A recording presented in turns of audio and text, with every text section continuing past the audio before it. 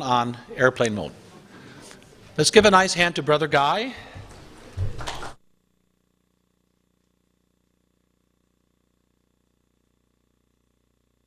It's a small field. One of the fellows involved in that black hole image was a German fellow by the name of Heino Falke, who was the chair of the science committee that started it. And Heino was a summer school student at the Vatican in 1993, and actually a lay preacher in the German Evangelical Kirche. So when he was first describing how they imaged the black hole at the press conference in Belgium in 2019, was it? He used this image that tells you he was an evangelical. He said, the size of the black hole was as if you were going from here to Washington, here being Belgium, to Washington, D.C., and looking at something the size of a mustard seed. That mustard seed, oh, I know where you got that one from. Another story about any jump cannon. When I first arrived at the University of Arizona in 1975 to start graduate work, one of the very first people I met was a woman named Mildred Shapley Matthews. And she eventually went on to be the editor of my very first scientific paper that was ever published. She edited the space science books at the University of Arizona. The Shapley in her name was because she was the daughter of Harlow Shapley, the director of the Harvard College Observatory, who arranged for Annie Jump Cannon to get her PhD. Harvard didn't give PhDs in those days, so they had to, give them at other schools like MIT. Mildred Matthews, the woman who edited my first paper, when she was a little girl, Annie Jump Cannon was her babysitter. These are real people. They all know each other. And I think that's part of what we need to remember when we talk about astronomy. And astronomy is not the study of stars and planets. It's the study of what human beings think about stars and planets. And what human beings think goes back to Psalm 19. The heavens proclaim the glory of the Lord, and the firmament the work of his hands. I want to talk a little bit today about my own observatory, the Vatican Observatory, because it's a nice place where faith and science are sort of obviously working together. To begin, I have a little movie I'm going to show. The person narrating it is kind of an idiot, but put up with him.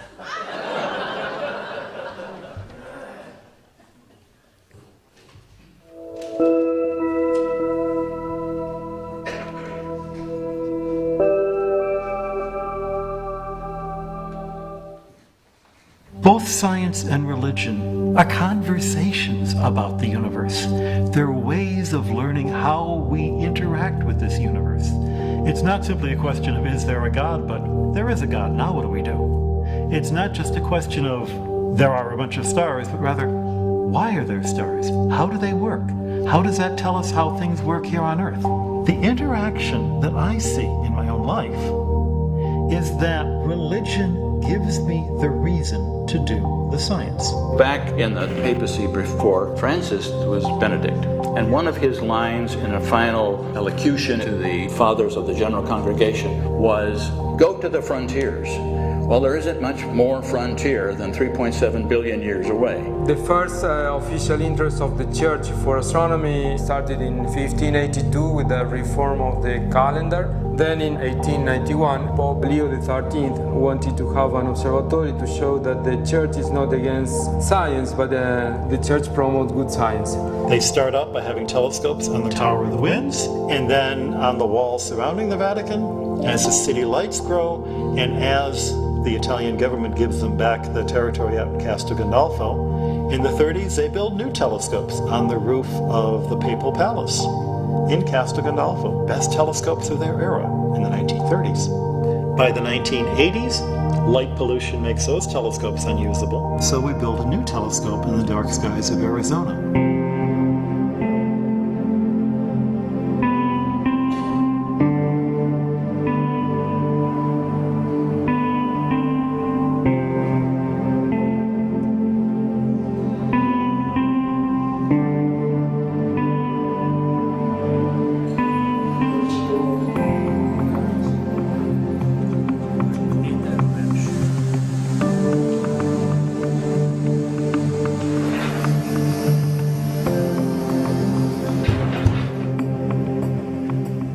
I'm Father Jean-Baptiste Kikwaya Eluo.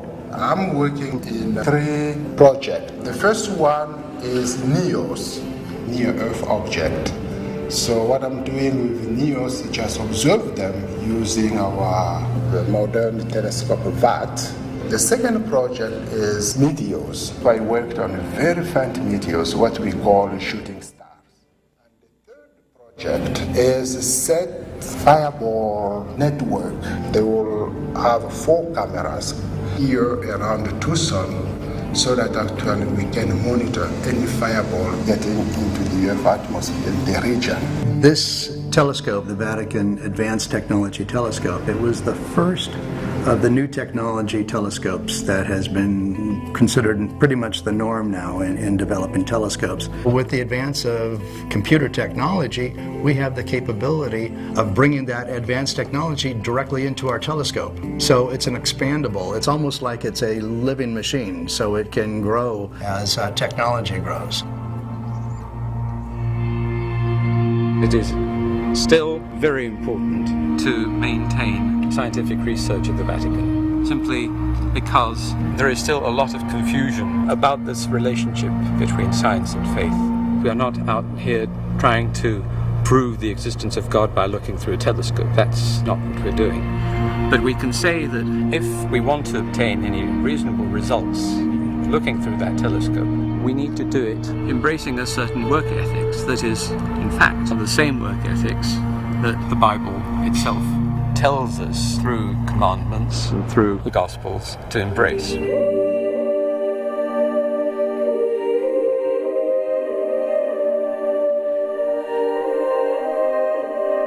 Human beings look at the stars and wonder. They want to know, what is that? What is that about? How do I fit in? They hear about the moon landing and they want to know, what was that like? If we're part of the human race, we're part of the race that went to the moon. We're part of the species that looked at the stars and wondered, what the heck are those things? Looking at the sky reminds you that there's more to the universe than what's for lunch. What's more, if you believe in a universe that God so loved that he sent his son, then not only are you going to want to study the universe because it's kind of cool, it's an act of worship. It's an act of getting closer to the Creator and getting closer to a universe, as St. Athanasius said 1,500 years ago, was cleansed and quickened by the Incarnation. Then, doing science is an act of worship.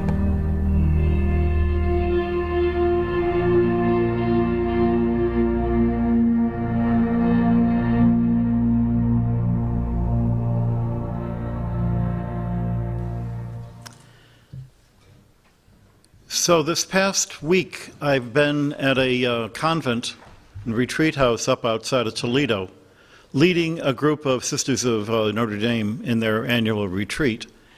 And one of the hours we spent was just going over passages in Scripture that deal with the stars. And I could do that for an hour here, easily. I have 2 passages that I think kind of summarize. The first, from the prophet Baruch. O Israel, how great is the house of the Lord, how vast the territory he possesses. It is great and has no bounds, high and immeasurable. Who's gone up into the heavens and taken her and brought her down from the clouds? So there's first that sense that the stars remind us of the immensity of their Creator. Unspoken, the stars are not gods themselves, but things made by the one God. And that changes entirely the way you go about studying them. And later on, in that same chapter, the prophet Baruch, the stars shone in their watches, and they were glad. Being in existence is a reason for joy. He, the Lord, called them, and they said, here we are. They shone with gladness for him who made them. This is our God. No other can be compared to him.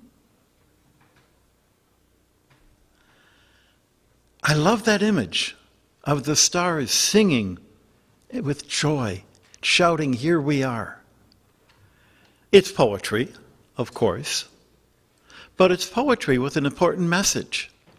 Those of us who are capable of shouting should shout with joy and say, "Here we are, and I'm not hiding." Also, incidentally, what goes with it is the fact that our scripture, our religion, is not afraid of creatures other than us being in a relationship with God. So if you're wondering, are there aliens in the Bible? Well, here they are, the stars. O Lord, how sovereign, how majestic is your name over all the earth. You've set your glory above the heavens. When I look at your heavens, the work of your fingers, the moon and the stars you've established, what are human beings that you're mindful of them? Mortals that you care for them. And yet you've made them just a little lower than God, crowned them with glory and honor. This goes back to the message we talked about last night. That you can either say the universe is so big and I'm so small, how can God notice me? Or you can say the universe is so big and I'm so small, how immense God must be that he notices me. It gives us, and by me, I mean any creation of God who turns around and says, "There you are, here I am, and boy, isn't this wonderful." It's like one baby, the first time they recognize there's another baby in the room. That's where we are. Just beginning to experience how wonderful the universe is. There's been a long tradition of religion and astronomy talking to each other. The very fact that the word heaven can be used in a lot of languages to mean both sky and the place where you find God comes from the natural experience you have when you live in a place that's not cloudy all day or has light pollution and you can see the stars and be amazed by them and be pulled out of your own day-to-day worries. But in particular, there's a fascinating development I want to show you of how the popes have dealt with astronomy since the founding of the Vatican Observatory. And I'll talk a little more about how it got founded, but I'm just going to bring up a few of the popes who have been visiting us over the years. And the first, we have Pius XI, the one who moved us off the walls of Castel Gandolfo and of Rome itself and into Castel Gandolfo. And in his dedication speech, he mentions, "From no part of creation does there arise a more eloquent or stronger invitation to prayer and to adoration." To him, astronomy is good because it gets you to pray. And that's certainly true. But Pius XII, who followed him, makes it a little bit stronger. Man ascends to God by climbing the ladder of the universe. And of course, that's what you find in letters, Paul's letter to the Romans. Paul's letter to the Romans, chapter 1, verse 20-something or another. "Since the beginning of time, the Lord has revealed himself in the things that were created." So it's not me inventing that. The fact that the universe is so big is not something that Stephen Hawking discovered. These are things that we have known for a very long time. And I know what Chris Graney will be talking about is some of the things that we have known for a very long time and how we knew that. The implication always seems to be that just as, the guy who's playing basketball today is the greatest basketball player of all time, and you kind of forget who was around 50 years ago. You sort of also think, well, we're so much smarter because we've got the Hubble telescope. I mean, the James Webb telescope. We're so much better than those Hubble people. And that's nonsense. There is an interesting shift with John Paul II. In a letter he wrote to the director of the Vatican Observatory, He says a lot about the relationship between faith and science, and if you go on our website, you can see the entire letter. But I just want to concentrate on this. Science can purify religion from error and superstition. Religion can purify science from idolatry and false absolutes. The science is not just good because it makes you pray. The science is good in and of itself as a route to truth. Elsewhere, he writes about how faith and reason are the two wings that bring us to truth. And that sounds a nice phrase. Notice what he's saying. The goal isn't faith. The goal isn't reason. Those are the tools. The goal is truth. I'm reminded of an ancient Jewish folk tale where the title says it all, Loving the Torah More Than God. We can fall in love with our science and make it a God. We can fall in love with our religion and make it a God. And that's missing the point of why we have the science and why we have the religion.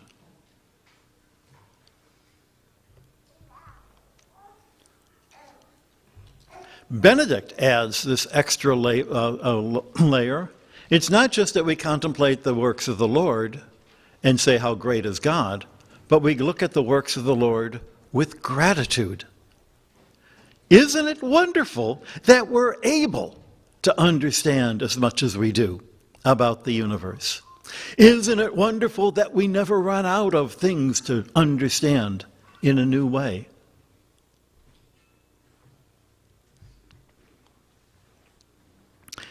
And Pope Francis puts it this way, scientific research can and should be a source of deep joy. And anybody who's read C.S. Lewis, surprised by joy. Joy is the manifestation of the presence of God. We know we are finding God in our research when it makes us joyful. And the joy had better be, this is so cool, rather than, oh, I'm going to show up those guys at Arizona State. Ha ha. It's a different kind of joy.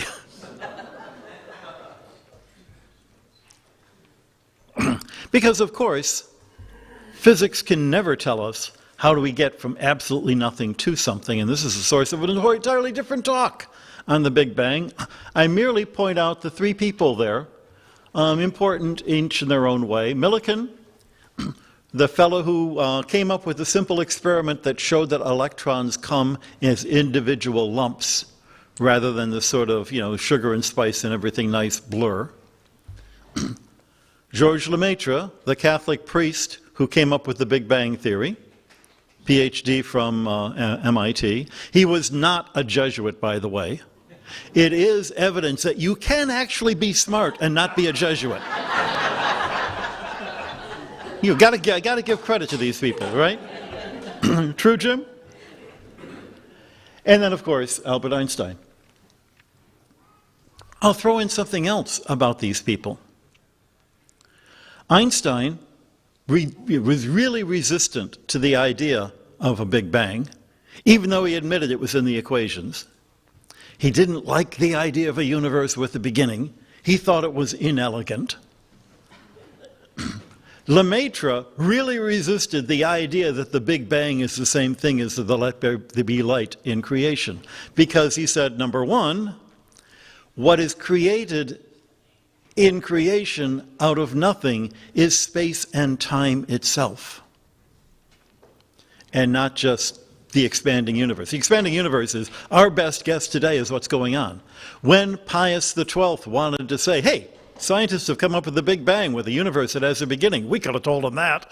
Lemaitre was the one who went to the Pope and said, no, don't say that. They're talking about different things. Creation from nothing is the creation of space and time itself, and didn't happen 13.8 billion years ago, but happens at all times and at all spaces because it's outside of space and time.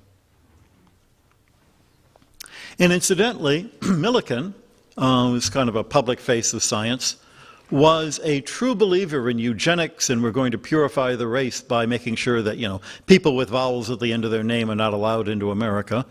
People like my great-grandfather. And I'm going to come back to this miserable idea of eugenics because it plays a role in who we are and what we do. But let's go back a little bit further. How we used stars in our history. Stars are, among other things, timekeepers. And the new moon, the first viewing of the new moon, was the beginning of the month. The month, as they called it.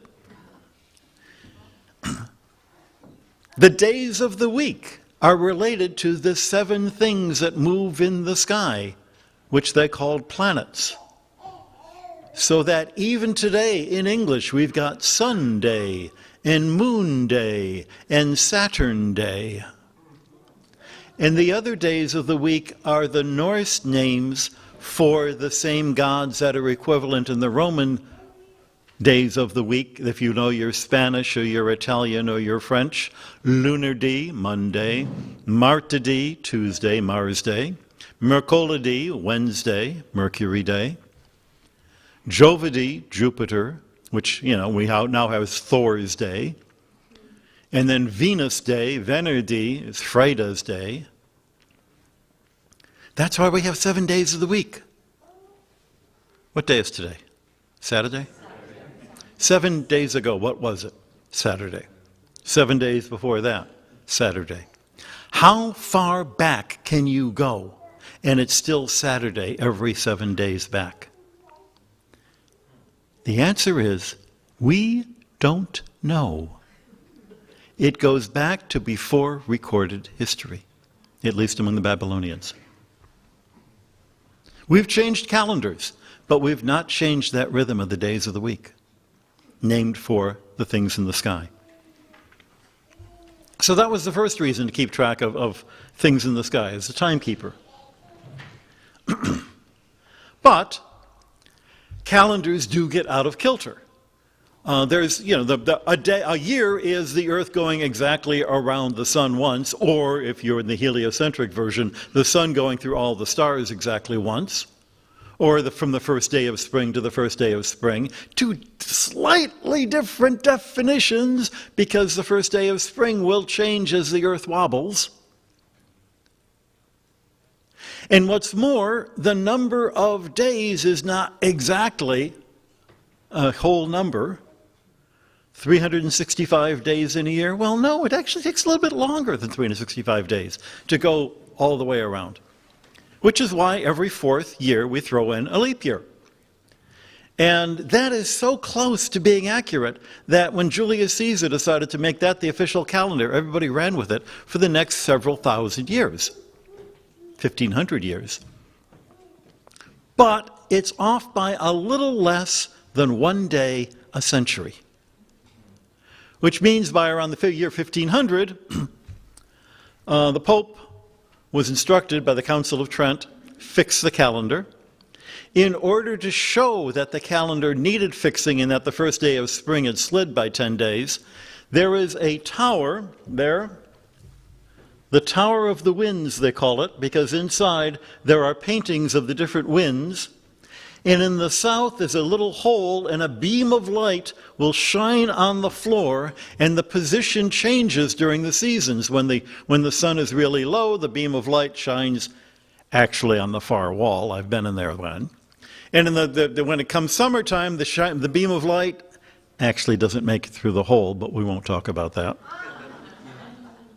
And in between, you can demonstrate where the beam of light is halfway between those points, and that's the first day of spring or the first day of fall, and you can show people, hey, we know what we're talking about. The calendar needs to be fixed. There's that beam of light. After the calendar reform happened in 1582, one of the astonishing things, I've been involved in that, Pluto thing we talked about, whether you like Pluto or not, and whether if you think Pluto was demoted, then you're saying that somehow being a planet is better than being whatever Pluto is. You're guilty of planetism. But more to the point, I was on the committee, as there are many different ways to try to define a planet, and most people who went into the room and saying, I've got a solution to the problem, the operative word was not solution or problem, but I've got the solution. Everybody follow my solution. No, follow my solution. No, follow. And the solution to fix the calendar was not proposed by anybody on the committee who recommended it to the Pope. It was a solution that had been proposed by somebody who had been dead for 10 years. There is a committee that knew what they were doing. Christopher Clavius, Jesuit mathematician, famous for all sorts of wonderful things in math, like inventing the decimal point, wrote a book that showed and explained in great detail what they did and why they did it, and worked out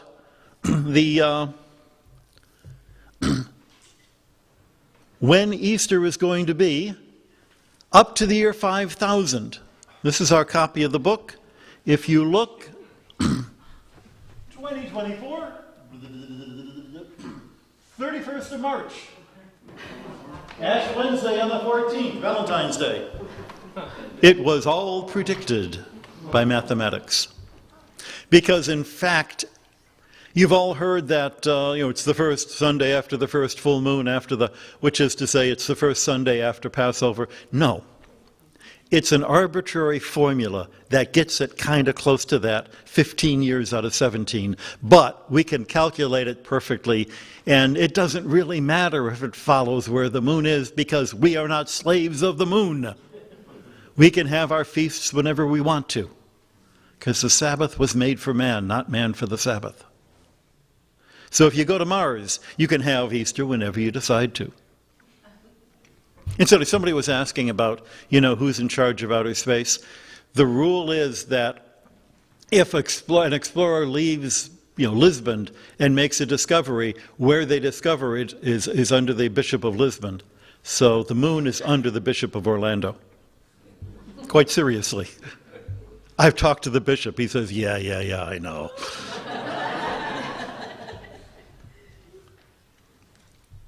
We can't talk about our history without talking about Galileo.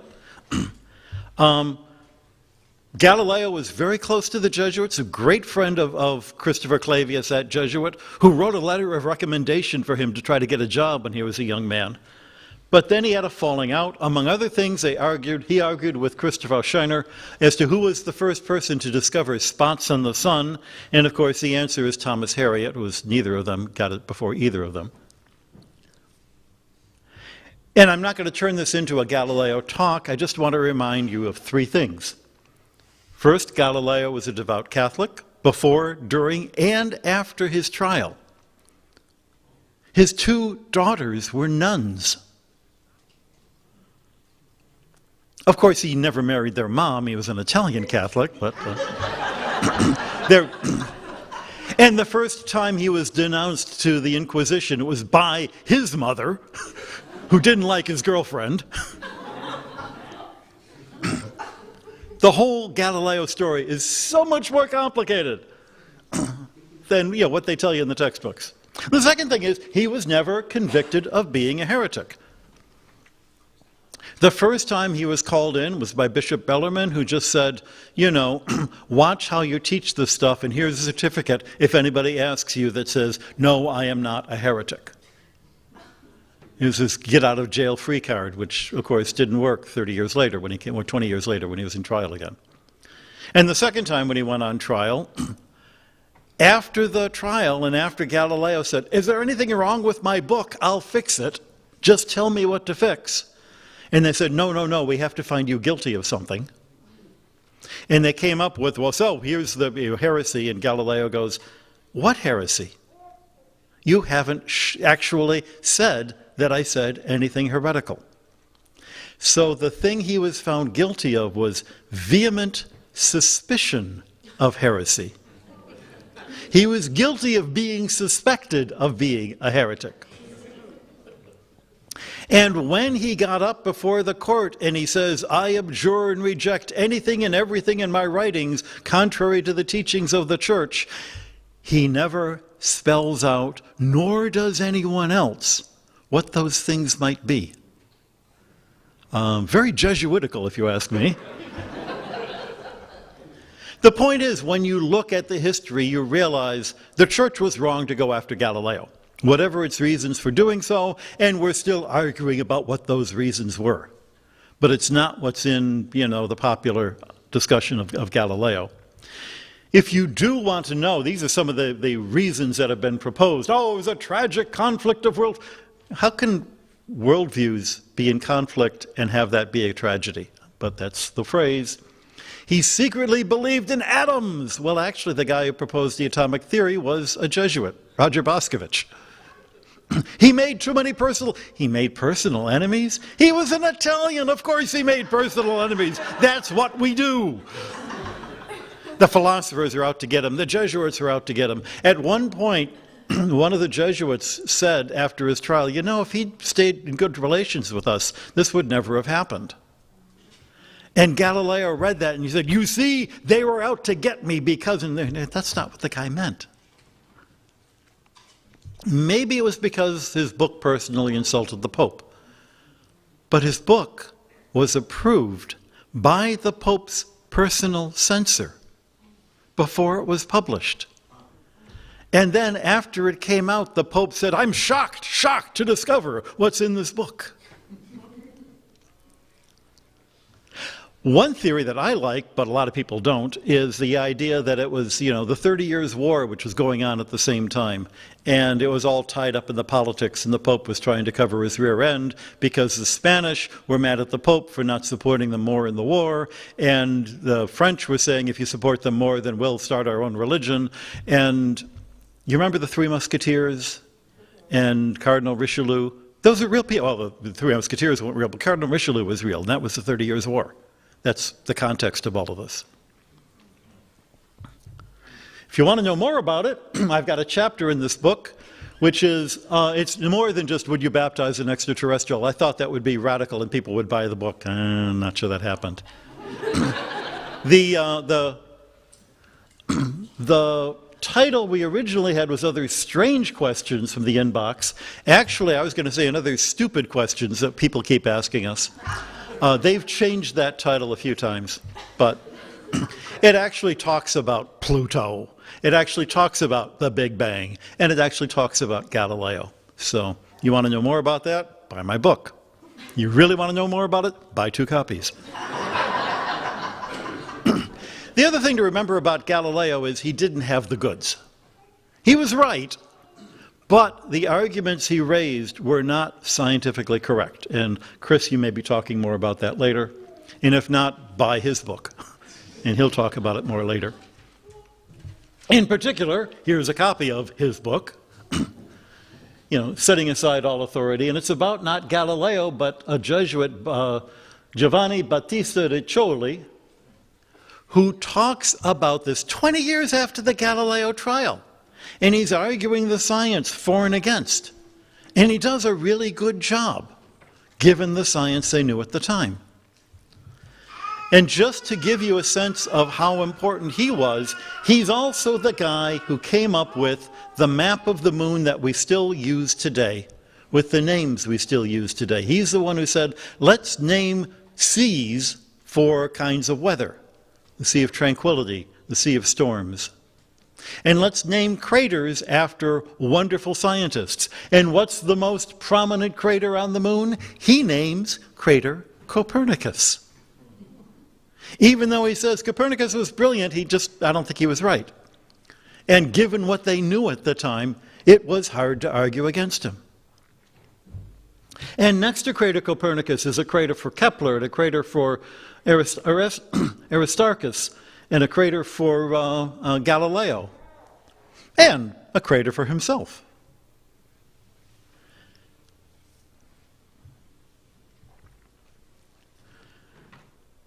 One of the other bits of science going on was to try to figure out, not only, do we need to organize our calendar differently by having that tiny hole. Well, the Tower of the Wind's room was much too small to do justice to it. Hilbrun talks about how cathedrals across Europe, most notably the one in Bologna, has a really fine hole that can make a really wonderful image of the sun. And one of the things they were measuring is not merely where, when the first day of spring should be, but does the size of the sun change as the Earth goes around the sun or the sun goes around the Earth? And does it change size the way that Kepler proposed, or the way that Copernicus proposed, or the way that Tycho Brahe proposed? And can you judge? And the answer is, it was a really clever idea. But they didn't understand the wave nature of light, which meant that there's a fuzziness at the edge. Then you could never measure it to the precision they needed. The other interesting thing that you can do with this is measure where these cathedrals are by getting their latitude absolutely perfectly, and then using this as a timekeeper and working out from various times and positions of stars where your longitude was. This was done by Cassini, who the Italians claim is a great Italian astronomer and the French claim is a great French astronomer, and he was in that countryside that would flip back and forth. The French basically paid for him for most of his life, so I think they get the nod. And he made, with this measurement of cathedrals, he made the first super accurate map of France. Presented it to the king, who said, "Thanks to this map, I've lost more territory than I've lost in all the wars that I've lost." Hilbrun, the University of California historian who wrote this book, says in it, "The Roman Catholic Church gave more financial aid and social support to the study of astronomy over 6 centuries, from the recovering of the ancient learning during the late Middle Ages well into the Enlightenment, than any and probably all other institutions combined." We're not anti-science. We invented science. Some people would tell you that when the church apologized to Galileo in 1992, finally they accepted the heliocentric system. This is a painting from 1760 in the Jesuit college in Prague, with all these little angels looking at stars that all have planets and comets going around them. Copernicus was on the curriculum in German universities. Because even if you weren't sure if that was the way it actually worked, his way of calculating star positions and planet positions was still better than anybody else's. In the 1930s, when the Vatican Observatory moved out to Castel Gandolfo, the Vatican libraries decided this was their excuse to dump a lot of books that they didn't have shelf space for. Anything about science that was modern, they gave to us, and it's in our library now. And by modern, I mean printed with a printing press. This is a book I happened to pick up at random, volume umpty-ump of the Philosophical Transactions of the Royal Society, which is the first scientific journal. And look at who's publishing in July, August, and September of 1736. A medical doctor, minor nobility, somebody from overseas, a sea captain, a lawyer, the Reverend de Salier. You will find over and over and over again the people doing the science in the 1600s and the 1700s and well into the 1800s were all clergymen. If the church is opposed to science, then how come it's the clergy who are doing the day-to-day work of gathering data? I mean, what is science? It's gathering data, sorting data, putting these kinds of things over there. When I was a kid, before Excel spreadsheets, we would write things on 3x5 cards and sort them that way. What do you call the work of sorting and filing? Clerical work. Why is it called clerical? Because they're clerks, but clerk and cleric are the same word. What is it that a parish priest is doing? but sorting and filing data to make sure that you don't marry your cousin or whatever. Most of science is the tedious, I mean, who else had the free time and the education to do this kind of work? Rich people and clergy people. I want to tell the story of one particular clergyman. And the story starts with this church. I don't know how many of you have been to Rome. How many of you have been to the Church of St. Ignatius? Which is important not just because it's the Jesuit church, but it's a really cool church. Because you walk in the front and you see the dome, and it's kind of dark, and you think, why don't they light that better? And as you walk in to look at the dome, it begins to feel like it's falling over on top of you. Because you see that dome in the diagram? They never built it. They ran out of money, there were some political issues. It's a flat roof that is painted in perspective to look like a dome by a Jesuit brother. And that's the kind of thing that they loved doing in the 1700s. But because there's no dome there, and it happens to sit right next to the Roman college, this young fellow, Angelo Secchi, had the bright idea, why don't I put a telescope on top of the pillars that were built originally to support the weight of the dome? And that's what he did. As the astronomer of the Roman College, he built some of the best telescopes of his era. But he did more than that. This is the 1860s. At this point, the area around Rome is still an independent nation called the Holy See. At this point, telegraphs mean that I can communicate with my colleagues around Europe, and steam engines mean that I can, send letters back and forth. And the fact that the government is paying for the college means that Angelo Secchi is, working off of government grants. He was a modern scientist in a way that 50 years earlier no one would have recognized, but in a way that we see today. And one of the things he did was go hunting for eclipses. This was an eclipse in Spain in 1860, and he photographed it. Now, besides the fact that it's cool, he got in touch with another scientist 100 miles away from England who also photographed it, and they compared the photographs, and they looked the same. Why is that important? Because when you see the eclipse on Monday, which we will, it will not be cloudy, when you see it, you will notice the corona. And you'll ask, is that real? Is it an optical illusion? Is it something just in the air overhead? Or is it something attached to the sun? And if two different people located 100 miles apart see exactly the same thing, odds are it's attached to the sun, not to the air overhead.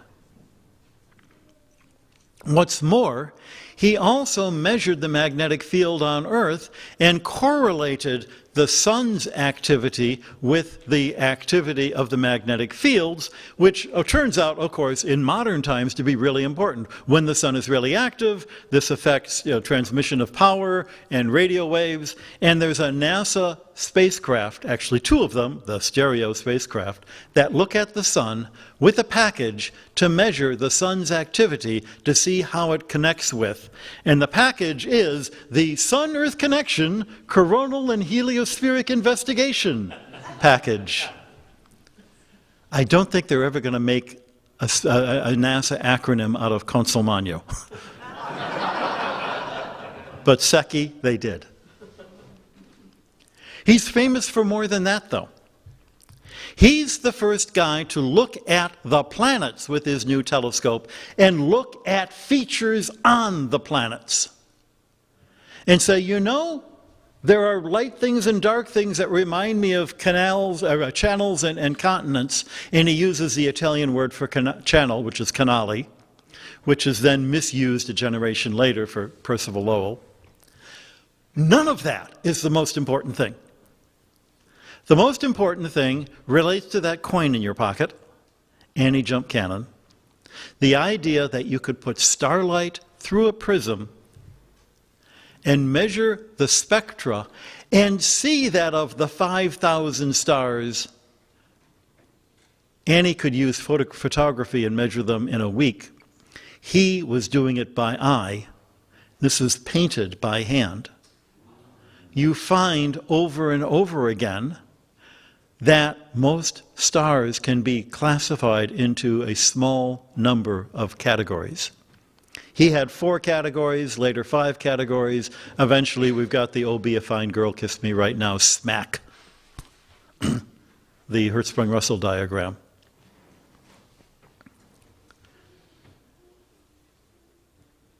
By doing this, Secchi did something remarkable. He changed the nature of astronomy from where are the stars? People would hire an astronomer to measure star positions, so you could use them for timekeeping or navigation. And he changed the question to what are the stars? Who can go to the heavens and pull a piece down from Earth? Well, obviously that's important, so we'll never know what stars are made out of. That was the philosophy as late as the 1830s. And here he has pulled the light from the stars and told us what they are made of. He changed the nature of astronomy. He was so good at this that after Rome fell to Garibaldi, and the Pope fled to the Vatican, and still insisted that the Vatican was still an independent country, and Italy said, no, no, no, it wasn't. And there was a big scientific meeting, and Secchi shows up representing the Holy See.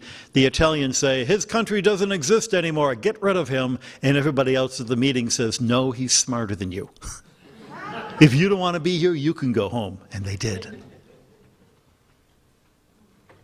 Secchi gave tremendous credibility to the church by being a really good scientist.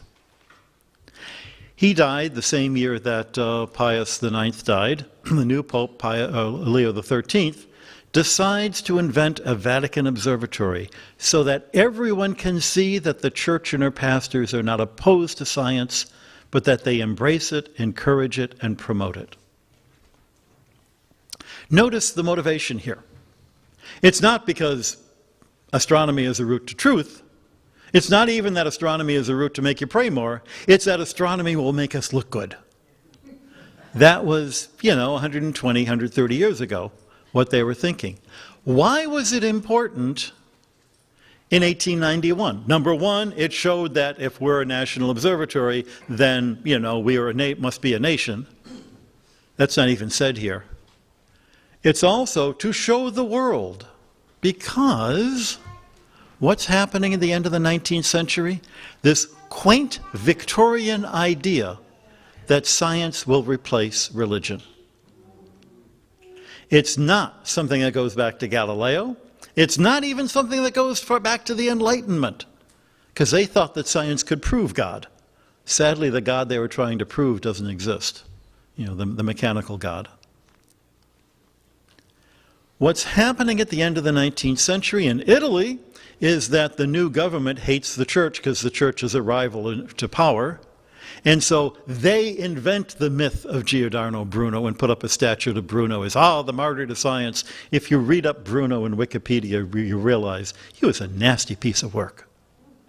And while it's not good to burn people at the stake, when you read about him, you can understand why they were tempted to do that.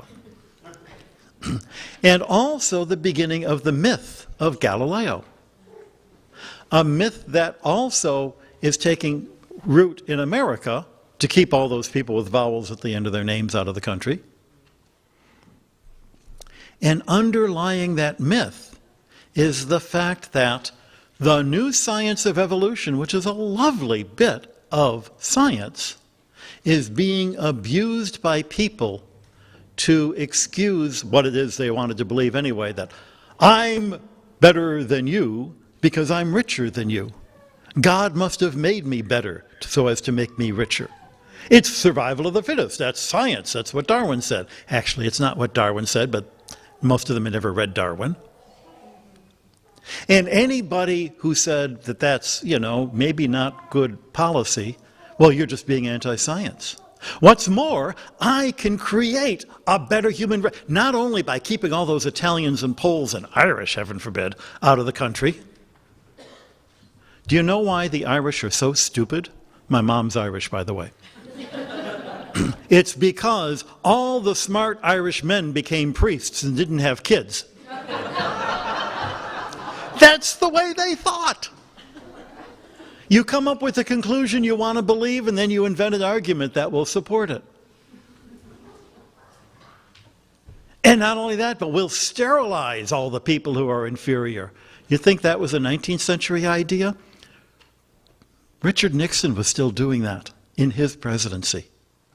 Sterilizing people, especially minorities who were mentally unfit. And, there are echoes of it in our culture today. Because we want to make ourselves perfect and better, as if better is on a scale that I can measure. I'm 13.2% better than that person over there. Yeah, right. Meanwhile, the church does have an astronomical observatory. This picture is from the 1920s. Those are the telescope domes. That's a bridge so you can get from the one dome to the other. A 1929 movie about the Vatican Observatory. Hidden away in the secluded corner of the Vatican, the Great Observatory. With a telescope in view of the Dome of St. Peter's.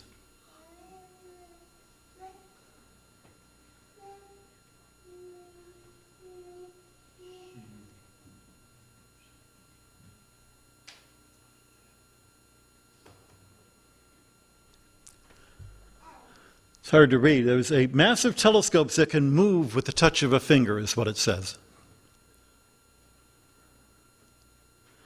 Obviously, this is filmed in the daytime, so they just sort of are moving it around so that the movie camera has something to film. In appearance, almost like a gun peeping out through its turret. This is, 10 years after World War I. So that's how they're thinking.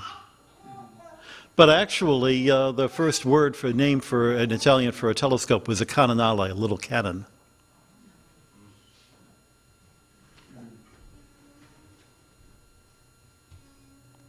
That's Father Hagen, about a year before his death. He was brought in around 1905 to run the observatory. He was the first Jesuit scientist there.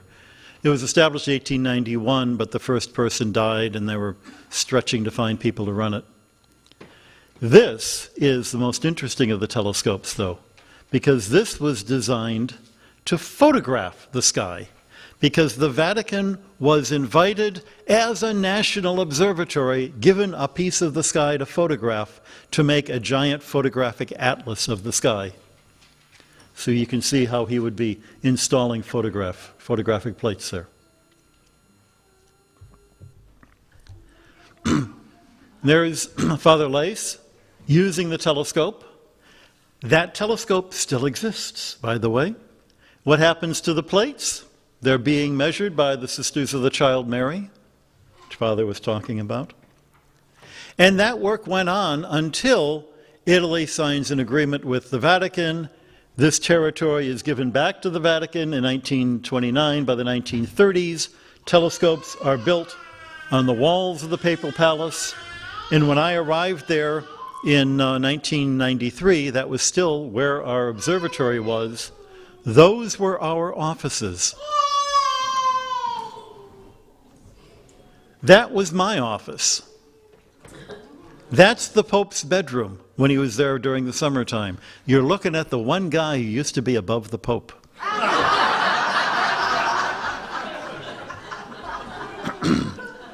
In one of the rooms there, a group of German scientists put together a spectral lab so that you're going to take a spectrum of a star, you'd better know what the spectral lines actually mean. So they took pure metals, vaporized them, and recorded the lines of every metal and published it. This is the equipment they were using and a couple of popes who came to visit them. But of course, ultimately, the work of an observatory is to look at stars. Light pollution ultimately made the telescopes in Rome impossible to use. The last photographic plates were taken in the early 1980s. At that point, George Coyne, who had been at the University of Arizona, when I was a student there, in fact, said, I've got buddies at the university, why don't we just buy a house in Tucson, walking distance from the university, pay rent to the university, and use their telescopes. And that worked for a few years until the idea came up. The university is going to build a new telescope outside of Safford. And there it is. A telescope where they own the mirror and we own the rest of the telescope. The gimmick is the new mirror. Let me talk about the mirror a little bit. Do we have any astronomy nerds in this room? One or two? If you ever studied physics, you know that mirrors in the shape of a parabola will take all the light and concentrate it to a focus. And if you know anything about astronomy, you know the reasons we have telescopes is to not make small things look big, usually, but to make faint things look bright. You have as big a mirror as you can, gathering all the light like rain falling into a giant bucket, but then concentrating it by a curve to a focal point. What they don't tell you in freshman physics is that it only focuses at the exact center. And as you get further and further away, the focus gets more and more out of focus. And anybody who's got a Dobsonian telescope knows about something called coma, which is that kind of. Well, if you've got a really, really big piece of glass, you don't want to carve it too much because that'll put stress on it. So that means that the light's going to have to go a long ways before it can come to a focus, which means we will have a second mirror halfway up, shaped in a convex shape, which will cause it to be in focus across the entire field of view. Even with that trick, and they used that trick to its great extent in the 200-inch telescope in the 1940s, that's about as big a piece of glass as they could make without it falling apart. And the building, if you've ever been to the observatory, it's like a cathedral. It's enormous. And every brick of that building had to be carried up the top of a mountain, which made building it time-consuming and really expensive. And what's worse, a big mirror like that holds onto its heat. So it's radiating heat all night as it's trying to cool off as the night gets colder. A fellow at the University of Arizona named Roger Angel came up with a brilliant idea. Why don't we put the glass that's going to make the mirror into a bucket and melt it so that it flows over a bunch of ceramic things to make a honeycomb rather than a solid block, and put the molten glass and the oven in it and spin it so that it flows into the shape of a parabola. We can make the mirror thin, easy to cool. We can make it as fast as we want. It's an F1 mirror. And we can make it as big as we can imagine. Well, actually, it's now limited by how big the underpasses on I-10 are, because otherwise you can't get the mirror out of the country. But the first one, they just made 1.8 meters to see if it would work. And it worked great. And he went to George and said, if the Vatican will build the telescope, we'll put the mirror in it. A couple of things I want to point out about this telescope. First of all, the Pope's mirror was made by a guy named Angel. So an angel makes the Pope's mirror. Secondly, because they were able to make it as an F1 mirror, they could have the focal point go all the way to the top and continue so that the secondary mirror is actually concave, which is a mirror you can test with a much higher precision. And this design had been around for 100 years, but nobody had ever tried to make a telescope this big, because focusing it is really tough. If that secondary mirror is 10 microns, but the width of a hair out of place, the image is out of focus. So only with computers have they thought, we might be able to do this. The design is called a Gregorian design, after a guy named Gregory who came up with the idea. So not only do we have a mirror made by an angel, but it's a telescope design where we took a Gregorian chance.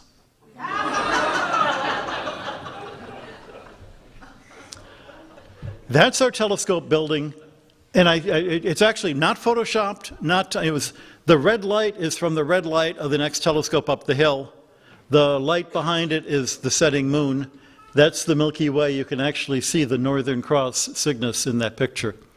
The one other story about this picture is the guy who took the picture is not only not a believer, he's actually someone who on social media is an ardent, militant atheist.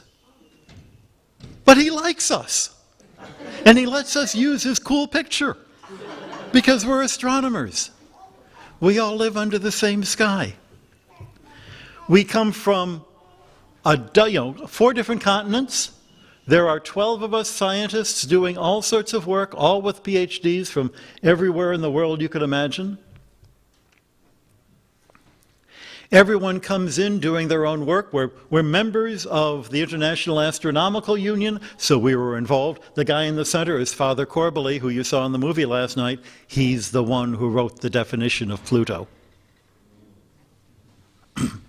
One of our meteorite specialists, Bob Mackey, is building the instrument here that is being used by NASA to measure the density and the porosity and the other physical properties of the samples that their spacecraft Bennu brought back from, or the spacecraft OSIRIS-REx brought back from the asteroid Bennu.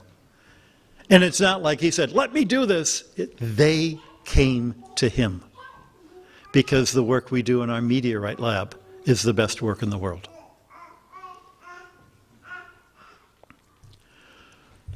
By being supported by the Vatican, we don't compete with other scientists for funding. We can do long-term funding, like measuring meteorite properties, or using the telescope to do long-term surveys that no one else would get funded to do. We do it for the love of the science, because we got no reason to want to show up the guys at State University. I end with one little picture. That was a summer cottage I grew up in. It was from there that my dad taught me the stars when I was a little kid on the shore of Lake Huron. And I remember one Sunday afternoon, it was raining, couldn't go outside. So we're in that porch, the screened area, and my mom pulls out a deck of cards and we start playing rummy. I'm maybe 10 years old. And you know how somebody who's raised teenagers once said, teenagers are not half as mature as adults. They're entirely as mature as adults half the time. When I was 10, I was entirely as mature as an adult about 1% of the time. But I had one of those 1% insights. Why is my mom playing cards with me? She's a grown-up. She can win this game whenever she wants. Why is she playing with me? It's her way of telling me she loves me. Which you can't tell a 10-year-old boy. They're going to go, oh, Mom! When I'm in the lab or at the telescope, I'm playing this marvelous game, this marvelous puzzle with the Creator. It's His way of telling me He loves me. Thanks a whole lot.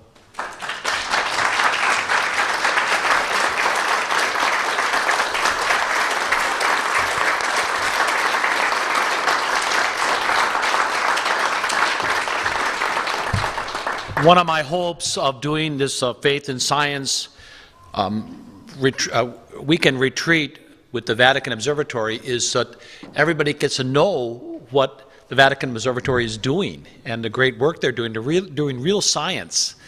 And so in your pocket folders, there's a leaflet in there about the Vatican Observatory Foundation. So please take a look at that and become a member. Okay, how many members are here? Okay, well, that's very good. Okay, I'm a member. I think Dr. Graney will talk more about I'm sure he's here, but, oh, there you are, okay. I'll talk more about that aspect of, the foundation's work, and I can just make a suggestion that I'm a $10 member a month. With inflation, I think we should maybe bump that up, huh? So I think I'll bump up my contribution, okay?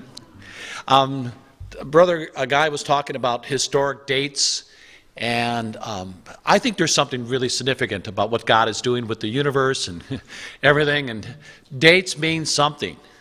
And prior to becoming a parish diocesan priest, I belonged to the Discalced Carmelites. And who knows the founder of the Discalced Carmelites? Teresa of Avila. Okay. Her religious name, however, was Teresa of Jesus. Okay, no call-outs. How many know what date she died on?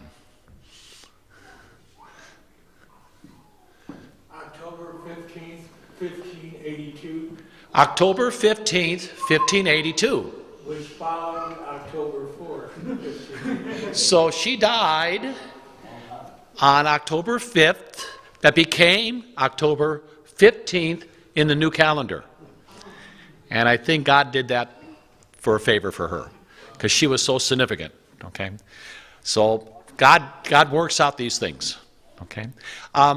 Real quick, Diane, will you please stand up? Diane Heckley is a participant here, but she did the meal last night, and I just want to thank her publicly for the, okay.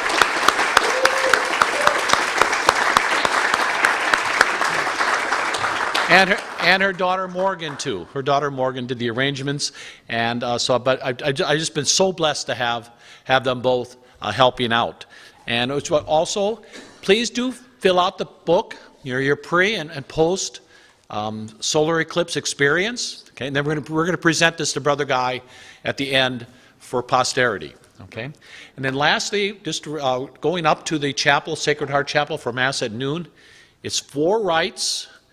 And that last rite is a very steep hill, and I just worry about people coming over. It's a blind hill, and you'll see the sign on the right, and the road turns before the sign. So don't think it's going to come after that. So it's real tight there. So please be careful. Route 48 here is 2 blind spots on each end. And